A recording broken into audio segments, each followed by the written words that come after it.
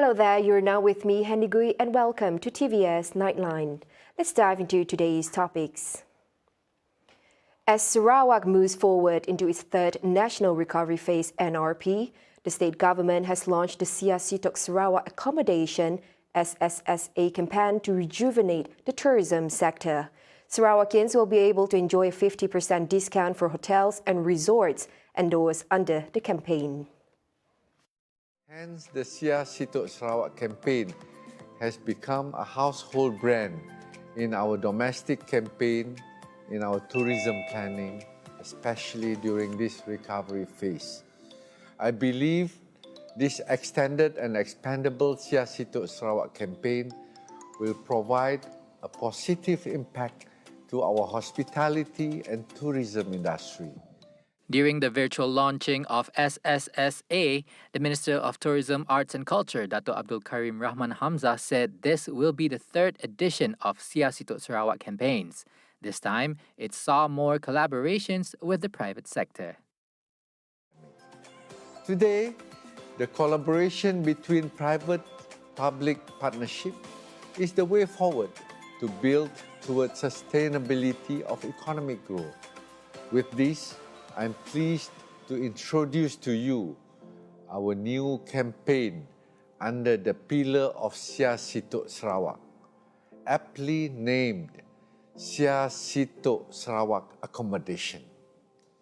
Collaborating with Malaysian Association of Hotels, or MAH, Sarawak's chapter, the CITYPHOON Sarawak Accommodation campaign offers 50% discount of staycation rates for hotels and resorts in Sarawak. The staycation booking can be made from now until the 31st of October 2021 at www.hotelsarawak.com.my. We hope to attract our fellow Sarawakians to experience the hospitality of Sarawak through this great offer. KARIM also hopes Sarawakians will be able to share their experience on social media after their staycation, promoting destinations in Sarawak as tourism ambassadors. Now, the 12th Malaysia Plan announced on Monday would spur transformation and development in remote areas. Tasik Biru Assemblyman Datuk Henry Harijinap said, among others, it will benefit native customary rights NCR landowners. Semua ini akan memberi impak besar kepada kawasan bawah, sebab kawasan bawah mempunyai tanah NCR yang masih besar, belum lagi disikat dan belum lebih diberi hak milik. Dan itu juga setelah kita mempunyai hak milik, kita bolehlah membangun kawasan kita yang mempunyai nilai tanah yang lebih tinggi apabila tanah itu diambil untuk digunakan untuk pembangunan. Under the 12th MP, 397,000 hectares of native customary rights NCR lands in Sarawak will be mapped under Section 18 of Sarawak's Land Code. He said with the allocation, it will facilitate the process to conduct surveying works on NCR land and hand it over to the native owners to cultivate their lands. Earlier, Henry visited the vaccination program for students at SMK Bau, whereby a total of 950 students received their first dose of vaccination. For our vaccination program in Bau, so far it has reached, for the first phase, we have covered the 95.1% coverage for the students that involves the 16 to 17 years old and also 12 to 15 with comorbids. Additionally, the program also welcomes students who missed their vaccine appointments due to quarantine and logistics reasons. Meanwhile, the Tasik Biru Assemblyman today advised motorists along Kilometer 2 Jalan Bau Lundu to be patient with the ongoing culvert construction, especially near Kampung Suba Bandar. The construction, which has caused traffic congestion in the area, is expected to end in 2 weeks' time. Dijangkakan siap dalam pertengahan Oktober ini. Bermakna dalam 2 minggu lagi. Kita berharap dalam 2 minggu ini pembinaan itu boleh siap dan kita kembali kepada perjalanan seperti biasa. Henry added the progress of the construction work was dampened by the weather and technical issues as well as the recent movement control order. Last week, a heavy vehicle truck was stranded at the construction site, which caused traffic congestion and prompted road users to find alternative routes to Baut town, to which he urged for the cooperation of the Public Works Department to resolve the matter promptly. Saya memohon pada pihak kontraktor, pihak TVS untuk sama-sama berusaha menyiapkan proyek tersebut sebab ini sudah menjadi luahan rakyat di sosial media. Effective October 4th, the Health Ministry MOH will allow fully vaccinated husbands or immediate family members to be present with their wives during childbirth in the labour room. Health Director General Tan Sri Dr. Noor Hisham Abdullah hopes the community, especially its beneficiaries, would profit from such facility provided. In addition, a COVID-19 screening test, RT-PCR or RT-AG at any health facility or private laboratory is required within 72 hours, and the test results must be brought along before accompanying the pregnant mother into the maternity ward. The standard operating procedures SOP must be strictly observed as these groups are categorized as high risk and need to be protected. Dr. Noor Hisham added a letter of instruction from the Deputy Health DG Medical dated September 28, 2021 on the implementation of this initiative has been distributed to all state health directors for implementation from Monday next week to provide sufficient time for hospitals to carry out the necessary preparations. Now, Sarawak civil servants have been urged to be prudent and get vaccinated in order to battle the infectious COVID-19 virus. Although the Sarawak government has not made COVID-19 vaccination mandatory for state civil servants, it is highly advisable.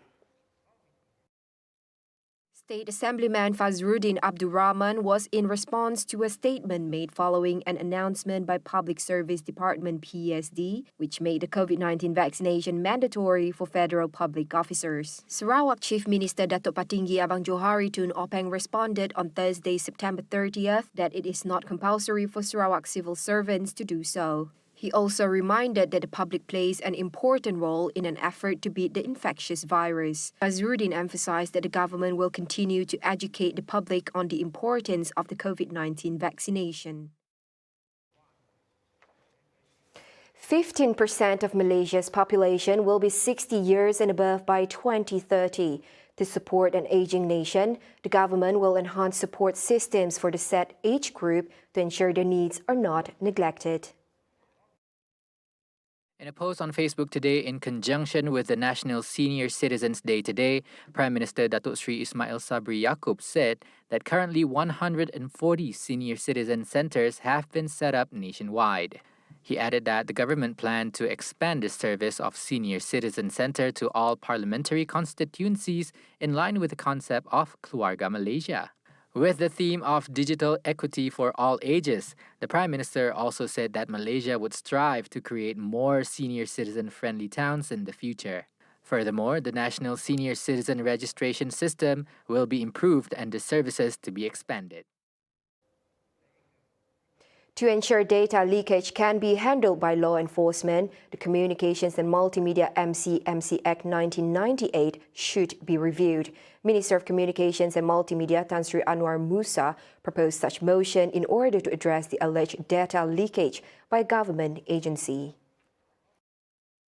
Currently, a thorough investigation is being conducted on supposed data leakage. The incident should serve as an eye-opener to all organizations as it involves personal data leakage.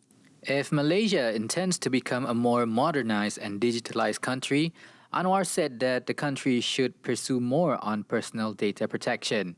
This is essential to build confidence among the users and investors alike. To this, the minister told Cyber Security Malaysia, an agency to strengthen Malaysia's cyberspace safety, should provide a broad range of cybersecurity innovation-led services, programs and initiatives to reduce the vulnerability of digital systems.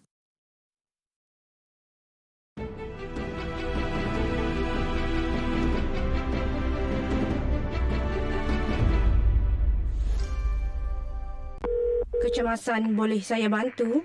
Hello, there's been a motorcycle accident here. Maybe an elephant ran it over? Sir, there is fire accident at the address number 5 Jalan Tembikar Shah Alam. PGO from FRT Shah Alam, there was no fire accident here, over.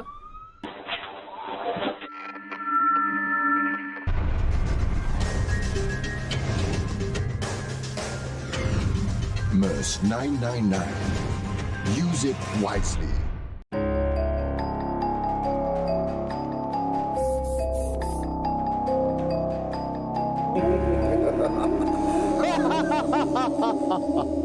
Kepada sesiapa yang ada cinta misteri, sila hantar cerita anda ke misteri kedai gunting @TVSTVMY.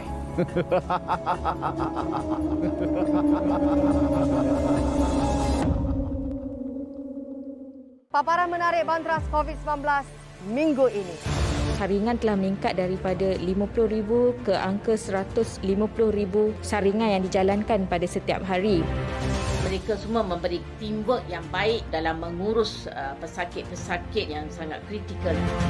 Anak puan nak sekolah, anak saya nak sekolah. Semua orang nak sekolah, nak jalani kehidupan macam biasa.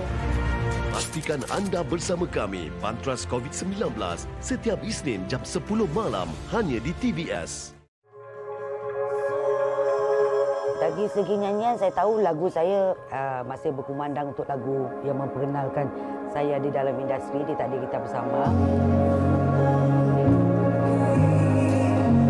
Menepi dalam industri, ya, tapi dari segi realitinya masih aktif.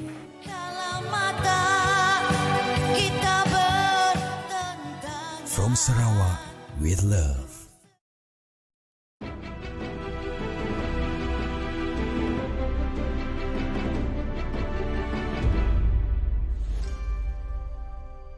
Welcome back. The nation today registered 11,889 new COVID-19 infections, a drop of 846 cases compared to yesterday. This brings the nation's cumulative number of COVID-19 to 2,257,584 cases. Sarawak once more tops the list with 2,413 infections, bringing the cumulative number of COVID-19 cases recorded in the state to 212,037 cases, followed by Selangor with 1,568 cases and Johor with 1,217 cases. This shows an improvement as only 3 states today recorded 4-digit COVID-19 cases. The Sarawak State Health Department's National COVID-19 Immunization Program PICK hotline will be temporarily closed from October 1st until further notice. The hotline, which started operating on February 25th, was supposed to end in September.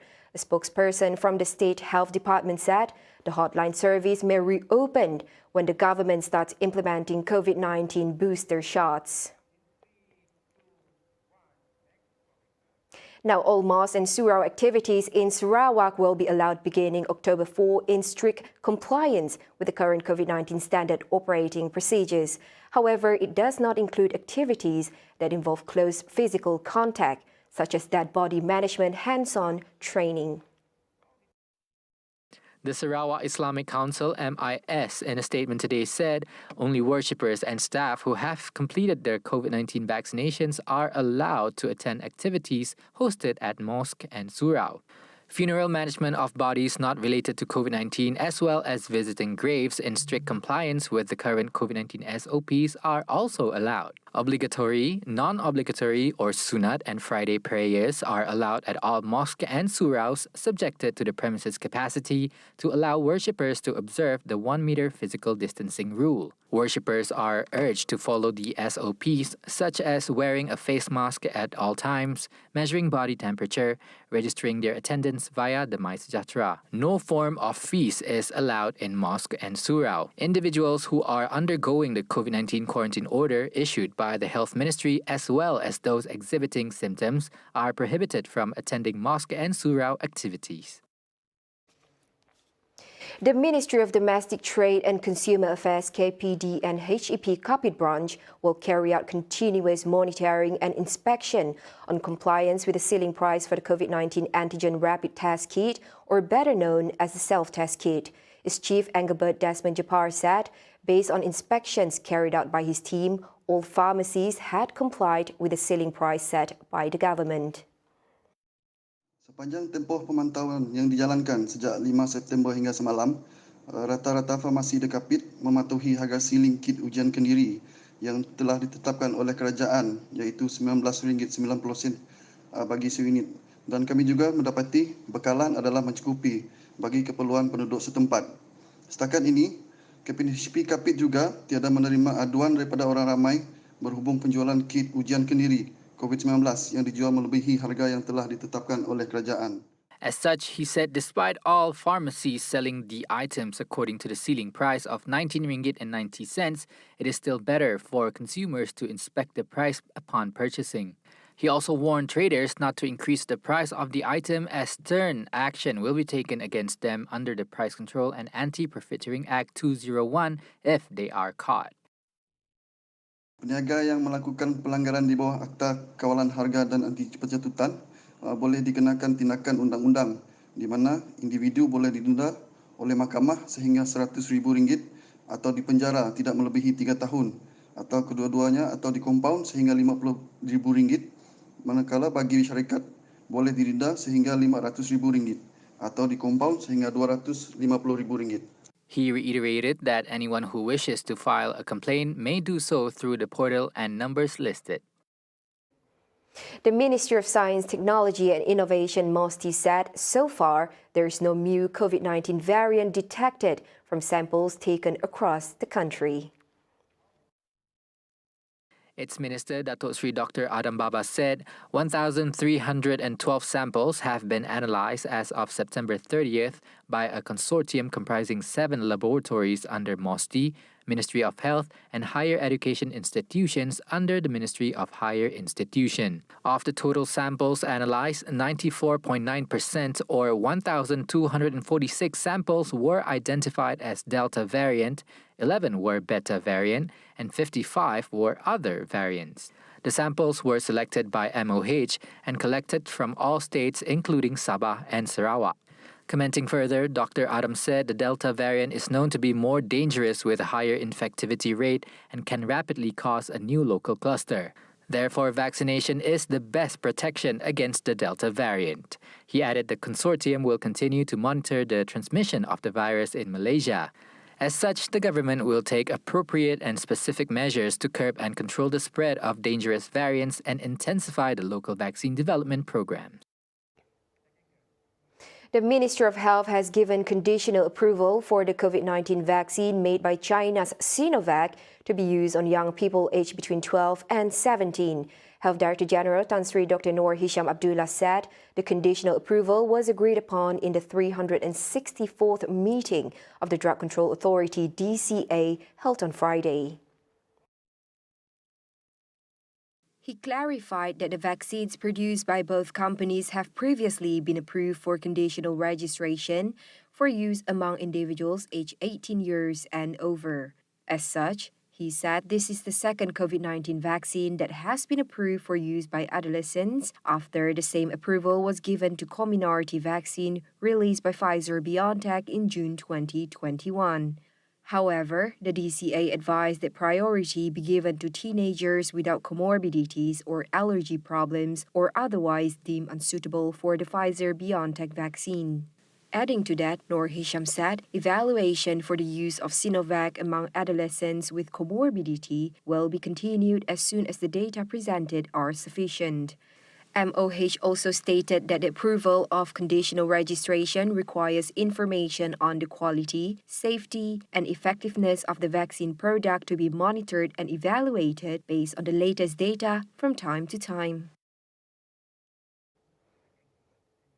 Now, the Sarawak Congress of Unions of Employees in the Public and Civil Services, or CUEPACS, hopes that action taken against unvaccinated civil servants will be done with consideration and tolerance. Its chairman, Omar Bahrain, said this includes identifying their reason for refusing the COVID-19 vaccine.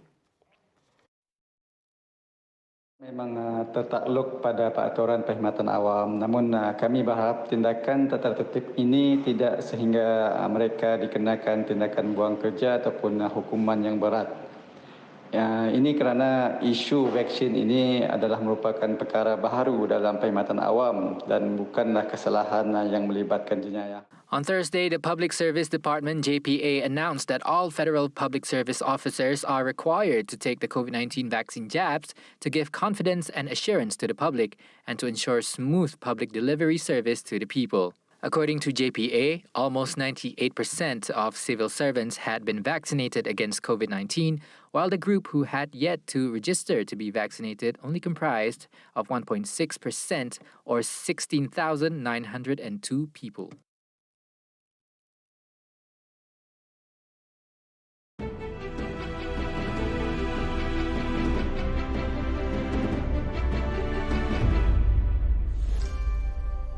Semua tak saya akan jadi, Jang. I'm breaking up with you.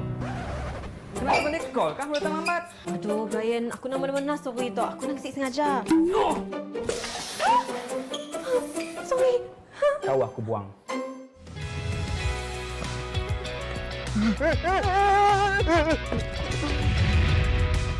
Sekejap. Macam mana kita boleh naik atas tu? Sedap orang naik atas tu. Aku Ujang. Ujang Henry. Aduh. Pintu tu dapat dibuka dari belah dalam aja tu sih. Ha?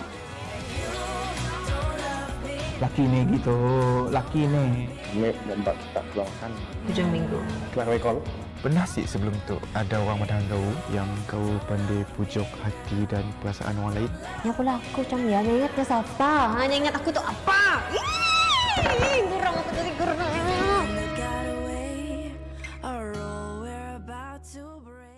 This NGO is actually founded to doing some green initiative. Like in Malaysia alone is 15,000 tons of food waste being produced. The role of the Black Soldier Supply is just like an eco warrior. They actually can convert the food waste, solve the food waste issue. During MCO, we did encounter that some of the farmers they have a problem in marketing their produce. We are helping them to buy their produce and then we sell it to the other big company. Tenangkan fikiran kami. Kami semua kelahi. Kami semua kelahi dengan family kami. Kami menyendiri. Kami nak keluar dari kelompok susah ya. Tidak. Orang dah tahu dah. Lagi-lagi jenama. Macam kita apa? Kita sedang nama orang susah memanggil kita macam ni. Lunggah kita macam ni. Jangan lupa saksikan kami Rendra Derman di Gaspirasi setiap Rabu jam 9 malam hanya di TVS, saluran 122, Astro dan My TV. Jangan lupa makan Rens Burger. Mengingat burger, ingat Rens Burger.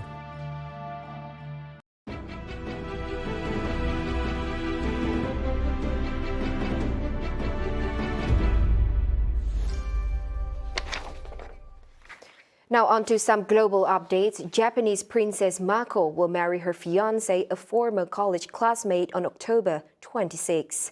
This despite years of intense scrutiny and criticism that cast her engagement in an unflattering light.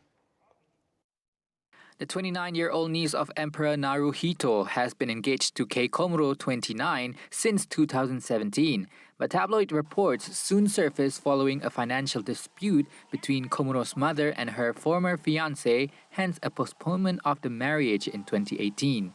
In August that year, Komuro left to attend school in the United States and did not return until Monday, September 27.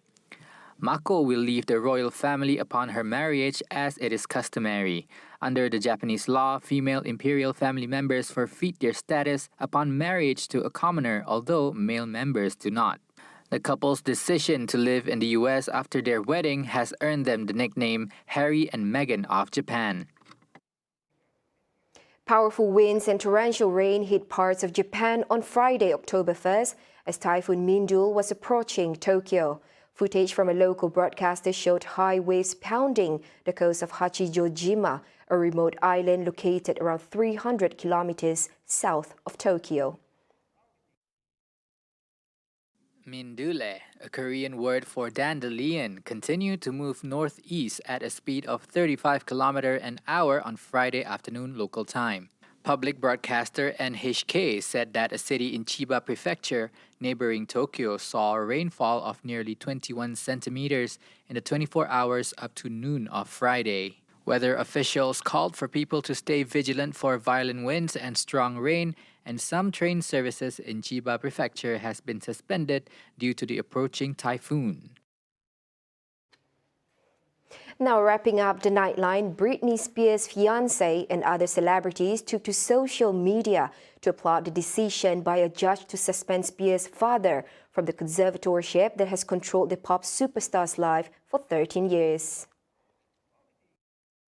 Cher, LaToya Jackson and Dionne Warwick were among the others who cheered for the decision. At a contentious 3-hour hearing, Los Angeles Superior Court Judge Brenda Panny removed Jamie Spears from the oversight of his daughter's $60 million estate and set a November date to discuss whether to terminate the entire arrangement. The judge said she would hold a hearing on November 12 to discuss a petition to terminate the conservatorship that controls Britney Spears' business and personal affairs. Britney Spears, now 39, has been struggling for years to get free of the legal arrangement. She did not take part in Wednesday's hearing. And that wraps up the Nightline for tonight. Thank you for tuning in. With that, I'm Handy Gui. Stay safe and have a pleasant night.